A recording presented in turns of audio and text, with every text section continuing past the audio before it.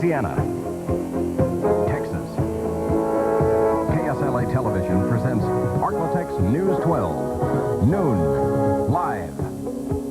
Good afternoon. Thank you for joining us on this Tuesday. I'm Sylvia Rochelle. In the news today, 5 men were scheduled to die at the Louisiana State Penitentiary at Angola. Now there are 3 waiting their date with death. Alvin Moore Jr. from Bossier City was executed early this morning, nearly 7 years after 23-year-old Joanne Wilson was stabbed and raped. Carl Penley was at Angola during the death watch and execution. He joins me now with more on the story. Carl? Thank you, Sylvia. Alvin Moore Jr. had received 8 stays of execution since he was originally sentenced to die back in March of 1981. Yesterday, his last appeals were denied. There was no last-minute stay from the governor. At 12:06 this morning, he was jolted with 2,400 volts of electricity. At 13 minutes after midnight, Alvin Moore was pronounced dead. There were 2 groups of protesters outside the gates at Angola just before and during the execution. One group was there in support of the death penalty. The other group from Shreveport's West Chapel Baptist Church was there to protest it. Attorneys Wilbur Jack Jr. and Rebecca Hudsmith told me earlier that they would not give up hope that someone would intercede and save Moore's life. But at 11 o'clock last night, they seemed resigned to the idea that their efforts had failed. They had not, however, lost their anger. I'm angry at the idea that Alvin Moore, being a good Christian young man, will go quietly to his death tonight. And so he did.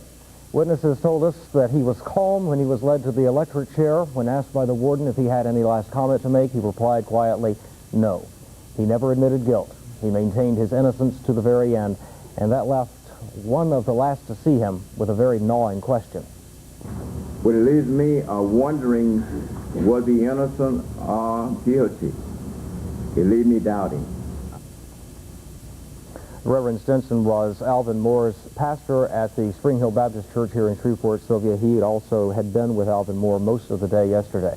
Okay, what now for Rebecca Hudsmith and Wilbur Jack? What if, and I know this is a hard one to answer, but what if Alvin Moore contended down to the end that he was innocent? What if somebody comes up and says, I did it? From my meager understanding of the law, I understand that a case is moot at the point at which all appeals have failed, and as Wilbur Jack explained to me last week when I was discussing this with him, that at the point of execution, the defendant has no more appeals left. He the sentence has been carried out. At that point, this case is moot.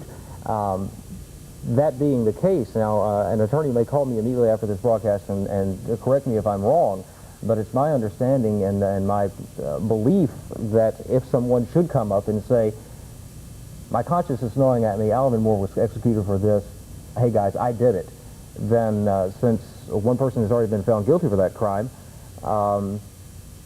it's a moot case from that point, and I'm not sure that the prosecution could be instituted. Okay, what about Moore's family? Did he see them before? Alvin Moore's family was not there yesterday. They visited with him on Saturday. His mother did. At Alvin Moore's request, his mother stayed here in Shreveport, or in Bossier City actually, last night. He requested that she not go back down there to Angola on the day he was to die. He did, however, speak with Rebecca Hudsmith and Wilbur Jack at length yesterday evening, starting at about 7:15, and he talked a good deal about his mother, how strong she had been during all of this. He also talked about 2 brothers. One is in the Navy, stationed in Cuba. The other is in the Army, stationed, I believe, in South Carolina. And he also discussed at great length his 7-year-old son, and also the fact that Father's Day is coming up in a couple of weeks. Okay, and there are other inmates on death row. Well, as you mentioned at the top of the newscast, there are 3 who are still awaiting execution, Jimmy Glass and Jimmy Wingo, for the Christmas Eve slaying of Newton Earlene Brown, also Leslie Lowenfield. Jimmy Glass will be the next to face the electric chair. His scheduled date with death is this coming Friday, the same time span, between 12:01 in the morning and 3 a.m. in the morning on Friday.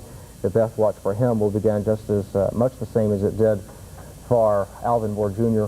sometime around 10 o'clock on Thursday night. Okay. Carl Penley reporting. Thank you, Carl. As Carl mentioned, another convicted killer from the Arklatek's has had an appeal filed to try and stop his Friday execution. The attorney for Jimmy Glass filed the appeal with U.S. District Court in Lafayette late this morning. Glass was convicted for the Christmas Eve 1982 murders of Newton Earlene Brown of Dixie Inn. Jimmy Wingo was also convicted for the double murder. His execution is set for next Tuesday. Glass's lawyer, Michelle Fournet, says she is hopeful a stay will be granted. This is the 4th date set for his execution. People who are cruel to patients in a nursing home or a mental retardation center could get up to 10 years in jail under a bill passed by the Louisiana State Senate. The bill has already been okayed by the House and now goes on to Governor Edwards for his signature. When we come back, a look at our weather plus more news, so stay with us.